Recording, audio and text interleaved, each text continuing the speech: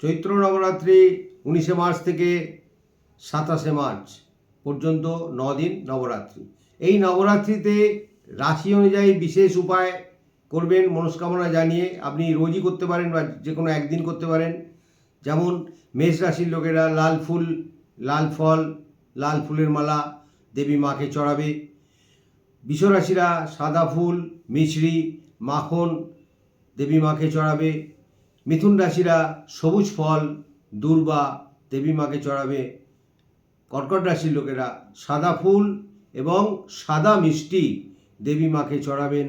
সিংহ রাশি যাদের জাতক জাতিকারা লাল ফুল, লাল ফুলের মালা, লাল ফল দেবী মাকে চড়াবেন। কন্যা রাশিরা যারা কন্যা রাশির জাতক জাতিকারা সবুজ ফল, যে কোনো ফুলের মালা, নারিকেল দেবী মাকে চড়াবেন। যে কোনো দিনই এই উপায় করবেন, যদি সম্ভব হয় বাড়িতেই করবেন। এই পুজো সর্বত্র হয় না, তাই বাড়িতেই যার যার দেবীর মায়ের কাছে, কালী হোক, দুর্গা হোক, যার যা বাড়িতে যেরকম আছেন সেই দেবীর মার কাছে অর্থাৎ ঠাকুর ঘরেই আপনি করুন। ঘিয়ের প্রদীপ রোজ একটা করে পারলে জ্বালাবেন মনস্কামনা জানিয়ে। এটা করুন, বাড়ি শান্তি থাকবেই।